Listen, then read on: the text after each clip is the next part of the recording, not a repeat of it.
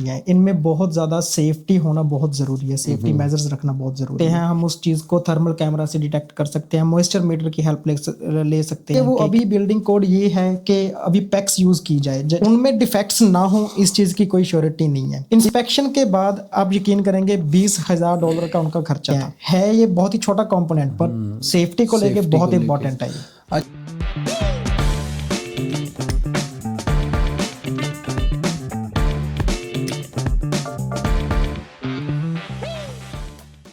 Hello, नमस्ते सरी, welcome to my show. आज एक नए एपिसोड में आपका स्वागत है और आज हम बात करने वाले हैं अपने दोस्त तनवीर से, जो कि एक होम इंस्पेक्टर है। और तनवीर, जैसा कि हमारा चैनल है और इसका जो मेन मिशन है हमारे चैनल का, फर्स्ट टाइम होम बायर्स को एजुकेट करना हमारा उद्देश्य है। और आज हम बात करेंगे आपके प्रोफेशन से रिलेटेड, जो कि एक होम इंस्पेक्टर का क्या रोल होता है, और कुछ क्वेश्चंस मैं आपसे पूछूंगा जिससे काफ़ी हद तक हमें हो सकता है कि क्लैरिटी मिल जाए और हमें पता चलेगा कि होम इंस्पेक्शन क्यों ज़रूरी है। सबसे पहले धन्यवाद तरुण भैया, आपने इस पॉडकास्ट में हमें बुलाने के लिए। और हम हो सकता है कुछ क्लाइंट्स की हम इंफॉर्मेशन दे के कुछ हेल्प कर सकते हैं होम इंस्पेक्शन से रिलेटेड। सबसे पहले बहुत ही धन्यवाद। और आपके जो सवाल हैं, होप सो सारे उनके आंसर सेटिस्फैक्टरी होंगे। बिल्कुल, सबसे पहला तो सवाल यही आता है कि होम इंस्पेक्शन होती क्या है। होम इंस्पेक्शन एक विजुअल इंस्पेक्शन होती है, चाहे वो कमर्शियल प्रॉपर्टी हो, चाहे वो रेजिडेंशियल प्रॉपर्टी हो। सारी प्रॉपर्टीज में कोई भी विजुअल डेफिशिएंसीज हैं, कोई भी विजुअल डिफेक्ट्स हैं, उस चीज़ को हम नोट डाउन करते हैं। हम उस चीज़ की फोटोज क्लिक करते हैं, फिर एक रिपोर्ट जनरेट होती है। जिन फोटोज में हम ऑब्जर्वेशन, हमने क्या ऑब्जर्व किया, उसके बारे में क्या रेकमेंडेशन है कि हम उसके बारे में क्या रेकमेंड करना चाहेंगे। तो उस चीज़ के कारण जो ये वेस्टर्न कंट्रीज़ हैं, इनमें एक होम इंस्पेक्शन होनी बहुत ज़रूरी है। ज़्यादातर जो क्लाइंट्स, जो इमिग्रेंट्स हैं, वो ईस्टर्न साइड से आते हैं। वहाँ की जो प्रॉपर्टीज़ हैं वो ज़्यादातर कंक्रीट की बनी होती है। और जो इधर की जो वेस्टर्न, चाहे वो कनाडा है, अमेरिका है, इन कंट्रीज़ की जो प्रॉपर्टीज़ हैं वो वुडन कंस्ट्रक्शन होती हैं। इनमें बहुत ज़्यादा सेफ्टी होना बहुत ज़रूरी है, सेफ्टी मेजर्स रखना बहुत ज़रूरी है। तो इसके लिए होम इंस्पेक्शन एक बहुत ही इंपॉर्टेंट स्टेप है हर एक क्लाइंट के लिए। ओके, तो एक सवाल जो अभी मेरा आपकी कॉन्वर्सेशन से निकल के आया कि आप कह रहे हो विजुअल इंस्पेक्शन। तो जैसे हम एज ए रियल्टर, मुझे पता है काफ़ी हम लोग कहते हैं कि मटेरियल लेटेंट डिफेक्ट, जो हम उसको ना तो आँख से देख सकते और ना महसूस कर सकते। तो ऐसे जैसे कि फॉर एग्जांपल ये ड्राई वॉल है और इसके पीछे इंसुलेशन है, तो वो भी इंस्पेक्शन में आता है या वो नहीं, वो इंसुलेशन हम नहीं देख सकते। कोई ड्राई वॉल है, कोई सीलिंग है, अगर उसके पीछे कोई मोल्ड है, कोई लीक हो रहा है, हम उस चीज़ को डिटेक्ट कर सकते हैं। हम उस चीज़ को थर्मल कैमरा से डिटेक्ट कर सकते हैं, मॉइस्चर मीटर की हेल्प ले सकते हैं कि कितना वहाँ पे मॉइस्चर है, हम जान सकते हैं। ताकि फिर उसके बाद हम क्लाइंट को बता सकते हैं कि आप इसकी हिस्ट्री के बारे में जानिए, और सब्जेक्ट्स रिमूव करने के पहले उस चीज़ का कारण ढूंढिए और उसकी कॉस्ट देखिए कितनी है। तो ये विजुअल डिफेक्ट्स में नहीं आती, क्योंकि ये बिहाइंड द वॉल्स या अबव द सीलिंग है। हम उसके बारे में नहीं बोल सकते कि वॉल्स के पीछे क्या है, सीलिंग के ऊपर क्या है, जो हमें दिख रही है चीज। बट जैसे इंसुलेशन तो चेक की जाती है ना कि हाँ, इसकी इंसुलेशन इतनी जो आपकी रेटिंग है उसके हिसाब से है या नहीं है। जैसे एटिक के अंदर या रूफ के हम जब इंस्पेक्शन करते हैं तो ये सब चीज़ें। हाँ, जो इंसुलेशन की हम बात करते हैं, आपने बहुत ही अच्छा पॉइंट लेके आए हैं। जो इंसुलेशन होती है एटिक में, हम एटिक में भी वही है कि हम विजुअल कर पाते हैं। हम एटिक में जब जाते हैं, हमारे पास मेजरिंग टेप होती है, हम वहाँ पे एक्सेस कर सकते हैं कि एटिक की इंसुलेशन कितनी है। अगर आप बात करें वॉल्स की इंसुलेशन कितनी है, कि वॉल्स के पीछे की इंसुलेशन कितनी है, वो हम नहीं बता सकते, क्योंकि हम वो उसे देख नहीं सकते। हम किसी तरह से उसे मेजर नहीं कर सकते। एटिक की जिस एरियाज में, चाहे वो क्रॉल स्पेस है, चाहे वो बेसमेंट्स हैं, जहाँ पे भी हमें कोई भी एक्सेसिबल चीज़ जो हमें विजुअल हमें दिख रही है, उस चीज़ का हम इंस्पेक्शन कर सकते हैं। जो हमें दिखाई ही नहीं दे रही, वो उस चीज़ की हम इंस्पेक्शन नहीं कर सकते। और जो ये इंस्पेक्शन होती है, जैसे चलो ये चीज़ तो मुझे क्लियर होगी कि विजुअल इंस्पेक्शन हम करते हैं, लेकिन इस इंस्पेक्शन के अगर नॉर्मल एक जिसको पता नहीं है कि होम इंस्पेक्शन क्या चीज़ है, जैसे आपने बताया हम ईस्टर्न कंट्री से आते हैं जहाँ कंक्रीट के स्ट्रक्चर होते हैं या वुडन स्ट्रक्चर होते हैं, तो वुडन स्ट्रक्चर की एक अलग सेफ्टी और लाइफ को अलग देखा जाता है। तो इस इंस्पेक्शन के अंदर क्या क्या कवर होता है? जो विजुअल जो ये होम इंस्पेक्शन, चाहे वो रेजिडेंशियल की है चाहे वो कमर्शियल की है, इसमें हम रूफ कवर करते हैं, हम इसमें एटिक कवर करते हैं, रूफ में कैसा स्ट्रक्चर है, कितनी एज है रूफ की, और interior everything covered in this inspection, doors, walls, Windows, ceiling, any visible mould, any leak, और कैसी हीटिंग यूज़ की गई है उस यूनिट में, कैसा कूलिंग सोर्स क्या है वहाँ का।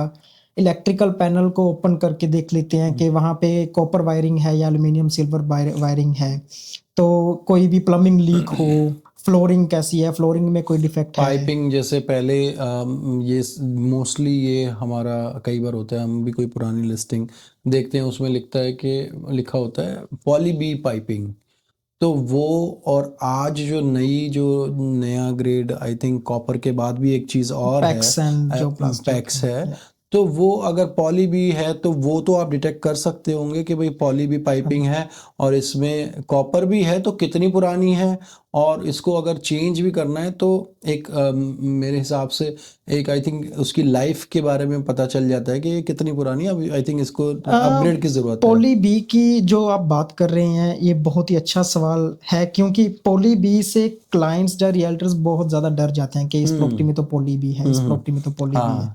तो पॉली बी का ऐसा नहीं है, बिल्डिंग कोड अपग्रेड बाद में हुआ है, क्योंकि उस टाइम पे मैन्युफैक्चरिंग ऐसी नहीं थी, उसके बाद हमें मैन्युफैक्चरिंग अच्छी मिलनी शुरू हुई, पैक्स आ गई, प्लास्टिक आ गई।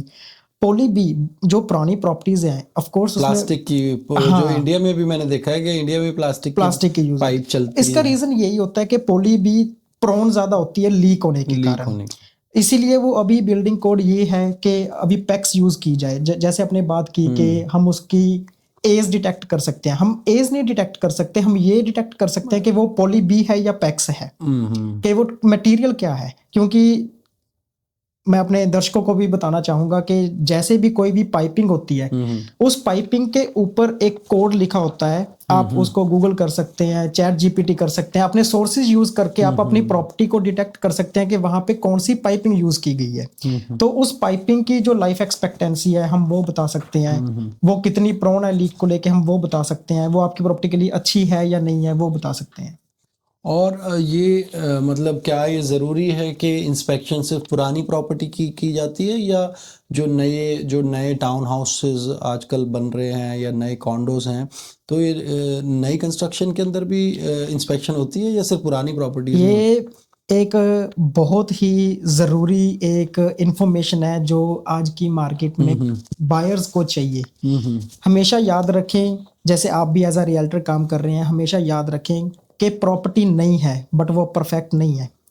हम होम इंस्पेक्टर्स एक बात को हमेशा मानते हैं, जिस प्रॉपर्टी में कोई ऑनर या कोई भी रेजिडेंट वहां पे रहा ही नहीं है, उसकी मेंटेनेंस अभी तक नहीं हुई है। फॉर एग्जाम्पल, आप इस घर में रह रहे हैं या किसी भी आप प्रॉपर्टी में रह रहे हैं, आप उसको मेंटेन करके रखेंगे अच्छी तरह। बिल्डर ने एक बार प्रॉपर्टी को न्यू उसने कंस्ट्रक्ट कर दिया, बट उसकी परफेक्शन की कोई वो गारंटी नहीं है। हाँ, उनकी 2, 5, 10 ईयर जो वारंटी होती है, वो जैसे आपको पता है कि वो होती है, बट उनमें डिफेक्ट्स ना हो इस चीज़ की कोई श्योरिटी नहीं है। इस चीज़ को हमेशा हमें अपने माइंड में रखना चाहिए कि कोई भी प्रॉपर्टी नई ज़रूर हो सकती है बट परफेक्ट नहीं हो सकती कि उसमें डेफिशिएंसीज ना हो। तो चाहे वो प्रॉपर्टी 50 साल पुरानी है, चाहे वो प्रॉपर्टी 6 महीने पुरानी है, इंस्पेक्शन होना बहुत ज़रूरी है, क्योंकि बिल्डर भी वारंटी तभी कवर करेंगे अगर हम उनको डिफेक्ट बताएंगे। जैसा कि जब नई कंस्ट्रक्शन हम खरीदते हैं तो सबसे इम्पॉर्टेंट उसके पोजेशन से पहले ये होती है डेफिशिएंसी वॉक थ्रू, जो कि मेरी एक सैटरडे को भी है। तो मैं डिस्क्रिप्शन के अंदर एक हम चेकलिस्ट डाल देंगे जिसके अंदर आप वो पॉइंट्स उसका प्रिंट आउट ले जाके, अगर आपकी कोई डेफिशिएंसी वॉक थ्रू आ रही है तो वो एक आपके पास एक गो टू गाइड होगी कि आप उस गाइड के बेसिस पे आप अपनी खुद भी डेफिशिएंसी वॉक थ्रू कर सकते हैं। लेकिन अगर कोई प्रोफेशनल आपको वॉक थ्रू करानी है तो मैं तनवीर की डिटेल्स भी डाल दूंगा डिस्क्रिप्शन के अंदर, आप उनसे भी कांटेक्ट कर सकते हैं।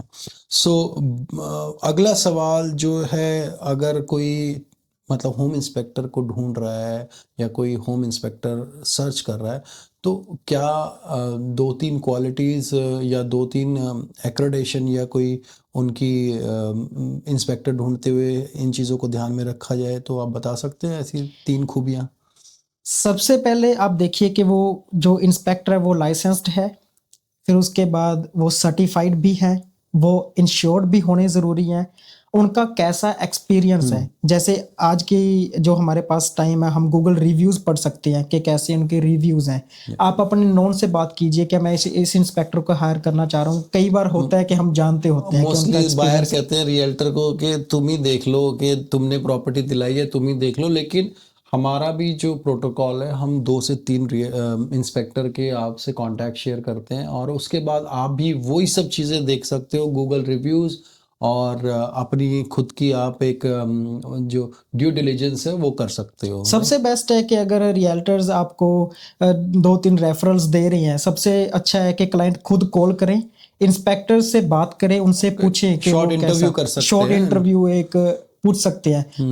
आपको खुद वहां से वाइब आ जाएगी आपको किससे चूज करना चाहिए। यस, और वर्ड ऑफ माउथ रेफरेंस भी इम्पॉर्टेंट रहता है कि जैसे रियल्टर्स हम लोग जो है आपके साथ में रेगुलरली काम करते हैं, तो हमको पता है आपका एक तो काम करने का तरीका, और दूसरा सबसे इम्पॉर्टेंट चीज़ है अवेलेबिलिटी, कि भाई आपके परसों सब्जेक्ट रिमूव होने हैं और आप 3-4 इंस्पेक्टर को ढूंढ रहे हो और कोई भी अवेलेबल नहीं है, तो आपको ये भी ध्यान में ज़रूर रखना पड़ेगा तरुण कौन भाई, या अवेलेबल है। एक पॉइंट मैं और ऐड करना चाहूंगा ओके। इसी चीज में, कि ये है कि जब भी आप इंस्पेक्टर से बात करें, जो हम आज मार्केट में देखते हैं कि किसी इंस्पेक्टर ने कोई प्राइस बोला और किसी इंस्पेक्टर ने कोई प्राइस बोला, कभी भी प्राइस को लेके मत चूज कीजिए। प्राइस तो 20, 50, 100 डॉलर कम ज्यादा हो सकता है, वो आपको कैसा गाइड करना चाह रहे हैं, उनका एक्सपीरियंस कैसा है, उन सब चीजों को आप जरूर ध्यान में रखें चूज करते अच्छा, एक चीज़ और पूछना चाहूँगा, जैसे टाउन हाउस, कॉन्डो या हाउस या कोई फार्म हाउस, इसमें कुछ जैसे एक स्टार्टिंग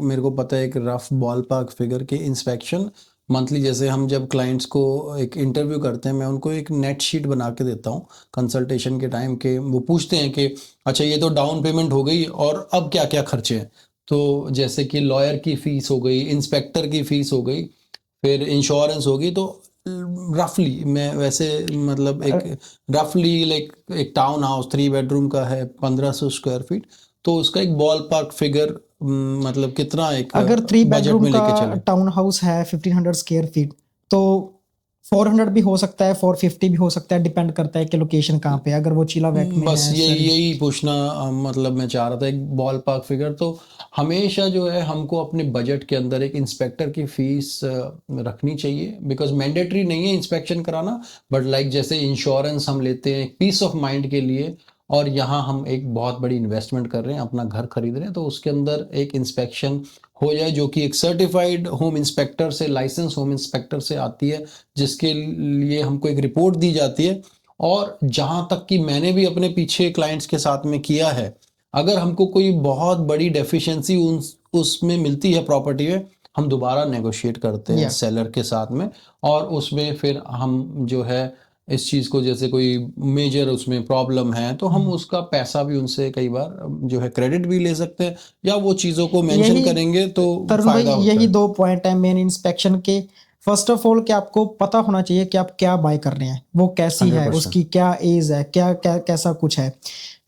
लास्ट वीक क्या हुआ, एक हमारे पास क्लाइंट था, उन्होंने क्या किया, ऐसे ही एक इंस्पेक्शन, वो बोल रहे हैं कि हमें इंस्पेक्शन नहीं चाहिए, नहीं कि चाहिए। हम इंस्पेक्शन नहीं करवाना चाह रहे। तो हम किसी को फोर्स नहीं करते क्योंकि ये चॉइस है। तो हमने रीजन पूछा कि वो बोल रहे हैं कि हमारे पास ऑलरेडी प्रॉपर्टी है और ये मैं एक प्रॉपर्टी, एक्सपीरियंस से हम मुझे हमें इतना पता है कुछ कि नहीं क्या होता। क्या होता है। तो रियल्टर ने तो कहना है कि आपकी चॉइस है, तो उन्होंने जस्ट कहीं से सुना था कि डेफिशिएंसीज होती हैं। होती है। इंस्पेक्शन के बाद आप यकीन करेंगे $20,000 का उनका खर्चा था, जो उनको पहले नहीं पता था। सो ये सेम चीज़ मैं इसको रिलेट कर पा रहा हूँ, जैसे हम जब पहले ट्रैवल करते थे, टूर पे जाते थे, हम कहते थे कि ये चीज़ें आपको डूज एंड डोंट्स करने चाहिए, तो लोग बोलते थे कि नहीं मैं पहले आया हूँ, मेरे को सब पता है। तो वही चीज़ हो गई कि उसमें जब हम एक प्रॉपर्टी ले लेते हैं, डेफिनेटली हमको काफ़ी चीज़ों का पता चलता है, जैसे हमने कोई प्रॉपर्टी यूज़ करी, लेकिन एक प्रोफेशनल होम इंस्पेक्टर का अगर उसमें ओपिनियन आपके पास है विद सर्टिफाइड रिपोर्ट, तो आई थिंक वो ज़्यादा मैटर करता क्योंकि है। तरुण भाई बात ये है, उनको अपनी प्रॉपर्टी का पता है कि वो जिसमें रह रहे हैं वो कैसी है। जो बाय कर रहे हैं उस चीज का उनको नहीं पता कि वो कैसी बाय कर रहे हैं, उसकी क्या एज है, क्या डेफिशिएंसीज है उनमें। सो आई वुड से अगर बेनिफिट ये है इंस्पेक्शन कराने का कि आप अपनी प्रॉपर्टी के बारे में इन डेप्थ पता भी चल जाता है। हो सकता है कि साल रहने के बाद आपको पता चलेगा, अरे हाँ हमारे होम इंस्पेक्टर ने ये चीज़ बताई थी और उसने ये भी बताया था कि अभी तो ठीक है, लेकिन 1 साल के बाद आप चेंज कराना है। जैसे कि हॉट वाटर टैंक हो गया, जो कि बहुत ही कॉमन सी चीज़ है, जो हर घर में जब भी कोई प्रॉपर्टी खरीदते हैं तो वो अपनी लाइफ आई थिंक उसकी ख़त्म हो चुकी होती है। नॉर्मली हॉट वाटर की लाइफ आई थिंक 10 साल या 15 साल 12 होती से है, 15 12 से 15 साल। तो मतलब ये चीज़ें मतलब एक टू डू लिस्ट के अंदर आप अपनी रख सकते हैं। जब वैसे हम चेक लिस्ट भी एक डाल देंगे जो फ्री है डाउनलोड करने के लिए, और आप उसको एक अपना हैंडी नोट्स के लिए रेफरेंस ले बिल्कुल। सकते हैं। ओके, अगर हम ये सब चीज़ें, जैसे कि हमने अब काफ़ी चीज़ों की बात करी कि ये जो हमारे स्टेप्स हैं कि भाई हमने पहले प्रॉपर्टी पे ऑफ़र डाला, ऑफ़र एक्सेप्ट हुआ, उसके बाद हमने होम इंस्पेक्शन बुक करी, तो इनकी जो अगर कोई भी हम ये स्टेप, जैसे कि आपने बताया कि ये स्टेप्स हैं, हम इसमें इंस्पेक्शन बाहर की रूफ़ की करते हैं, फिर हम जो है अंदर की थोड़ा सा डिटेल में एक वॉक थ्रू कर देंगे वो इंस्पेक्शन कैसे होती है और लगभग उसमें कितना टाइम आपको लगता है इंस्पेक्शन करने में। एक जनरल एक वॉक थ्रू, जैसे आप जब स्टार्ट करते हैं तो सबसे पहले आपकी नज़र कहाँ जाती है? तो सबसे पहले हम ज़्यादातर शुरू करते हैं, अगर हम डिटैच प्रॉपर्टीज़ की बात करते हैं तो हम रूफ से शुरू करते हैं। रूफ की कंडीशन देखते हैं, कैसा मटेरियल यूज़ की है, कैसी एज है, कितना टाइम वो रह सकती है। फिर हम एक्सटीरियर देखते हैं कि रूफ के साथ कैसी उनकी गटर्स हैं, कैसी ड्रेनेज सिस्टम है, कैसा उनका लोड स्लोप कैसा है। फिर उनकी फाउंडेशन जितनी विजिबल हो सकती है हम उतना डिटेक्ट करने की कोशिश करते हैं कि फाउंडेशन को कितनी ज़्यादा डेफिशिएंसी है, क्या उनमें कोई मेजर क्रैक है, कुछ है वहाँ पे। फिर हम गराज का भी देखते हैं कि गराज की क्या कंडीशन है, अगर कोई डिटैच गराज है या अटैच गराज है। फिर हम इंटीरियर में जाके प्लम्बिंग देखते हैं, इलेक्ट्रिकल वायरिंग देखते हैं, विंडोज़ देखते हैं, विंडोज़ की क्या कंडीशन होती है, डोर्स कैसे हैं, वहाँ पे लॉक्स कैसे यूज़ किए गए हैं, लॉक्स की कंडीशन क्या है, क्योंकि ये प्राइवेसी मैटर्स। तो प्राइवेसी एंड सेफ्टी दोनों को हम बहुत ही ज़्यादा अपने ध्यान में रख के इंस्पेक्शन को आगे बढ़ाते हैं। फ्लोरिंग देखते हैं, फिर एटिक में इंसुलेशन कैसी है। अगर हम मैकेनिकल की बात करें तो एयर कंप्रेशर कैसा यूज़ किया गया है, कितनी उसकी एज है। फिर फर्नेस जो कि हमें हीट सोर्स प्रोवाइड करती है। फिर हम फायर प्लेस देखते हैं, कैसी फायर प्लेस है, अगर गैस है तो कोई गैस लीक है वहाँ पे या कैसा है।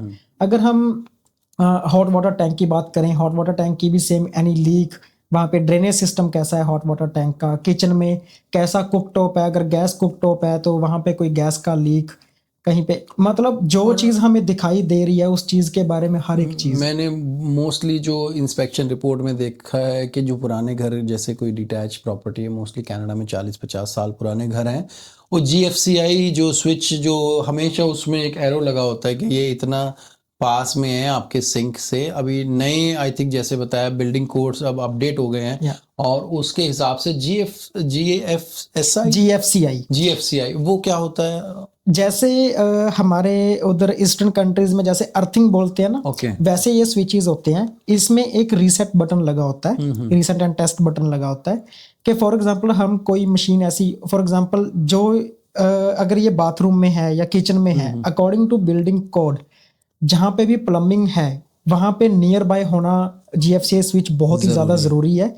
फॉर एग्जांपल हम किचन में कोई कॉफ़ी मशीन यूज़ कर रहे हैं, कोई हम टोस्ट यूज़ कर रहे हैं जिसकी ग्राइंडर स्पिल हो गया, हाँ, तो उसमें शॉक ना आ जाए, शॉक ना आ जाए। जैसे स्पिल होने के बाद वो बंद हो जाता है अपने आप। हाँ, फिर वो रीसेट बटन बाहर आ जाएगा और हम रीसेट बटन को दोबारा अंदर टैप करेंगे तो वो स्विच दोबारा काम करेगा। सेफ्टी प्रिकॉशन और सेफ्टी स्टैंडर्ड्स के हिसाब से GFCI GFCI जो स्विचेस हैं वो इम्पोर्टेंट होते हैं बाथरूम के अंदर, और किचन इससे के तरुण भाई अंदर। ऐसा भी है कि जो पूरी बिल्डिंग होती है उस के उनके इलेक्ट्रिकल स्विचेस के ऊपर, रिसेप्टर्स के ऊपर कोई असर नहीं होने देता वो। ओके, वो एक काइंड ऑफ हम छोटा फ्यूज बोल सकते हैं, जैसे हम यूज करते हैं ब्रेकर्स जो यूज ब्रेकर्स करते यूज हैं तो वो कर पहले ही वहां पर इनिशियल स्टेज पे बंद हो जाता है और आगे फिर आपका करंट पास ही नहीं होता। बिल्डिंग को भी प्रोटेक्ट करेगा, और वहां पे जो हम कुछ भी कोई भी इंसान वहां पे खड़ा रेजिडेंट है कोई, उसको भी सेफ्टी है उनके अच्छा, लिए। काफ़ी चीज़ें हमने वैसे ऑलरेडी डिस्कस कर ली, लेकिन इसमें कॉमन इश्यूज सबसे, जैसे अगर आपको बोले कि होम इंस्पेक्टर आप हो, आप बताओ कि सबसे ज़्यादा कॉमन, सबसे पहले नज़र किस पे पड़ती है? जैसे हमने बात की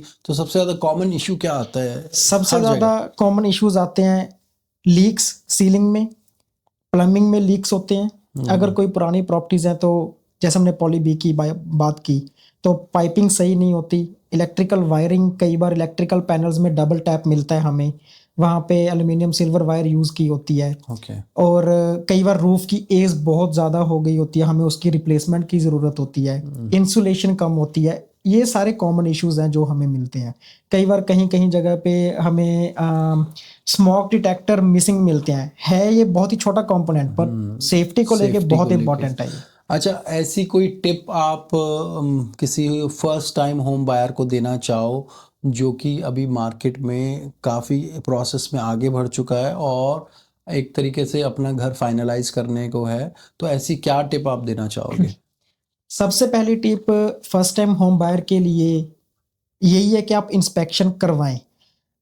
मैं दर्शकों से पूछना चाहूंगा कि आप इंस्पेक्शन स्टेप मिस क्यों करना चाह रहे हैं। सिर्फ अगर आप 15-20 हजार डॉलर की मिनिमम डाउन पेमेंट भी एक कॉन्डो पे कर रहे हैं, तो सिर्फ आप $400-500 सेव करने के लिए आप इंस्पेक्शन स्टेप मिस करना चाह रहे हैं। और यही एक रीज़न होता है कि लगता है कि हाँ, कई बार हम बजट में वैसे टाइट भी होते हैं, तो हमको छोटे छोटे जो है अपने वो देखने पड़ते हैं ना, जैसे पैसे देखने पड़ते हैं कि बट हाँ। स्टेट होम इंस्पेक्शन ऑफर भी लेके आती है। अगर ऐसा कुछ है तो ये नहीं है यस, कि तो ये बहुत इंपॉर्टेंट है कि इंस्पेक्शन बहुत ज़रूरी है। और मैं आपको डिस्क्रिप्शन के अंदर जो है तनवीर की डिटेल और इनकी कंपनी की डिटेल डाल दूंगा, और हम मतलब कोशिश करेंगे कि तनवीर अपनी, अगर आप इस वीडियो को देख रहे हैं और आई थिंक तनवीर, अगर हमारे कोई ऑडियंस आपसे कांटेक्ट करेंगे तो क्या डिस्काउंट 25% डिस्काउंट दे दोगे? ऑफ कोर्स हम तरुण भाई ने बोल दिया तो 25% तो डिस्काउंट दिया उसमें जो जाएगा। है कमेंट बॉक्स में आप कमेंट सेक्शन में लिख सकते हैं इंस्पेक्शन, और फिर आपको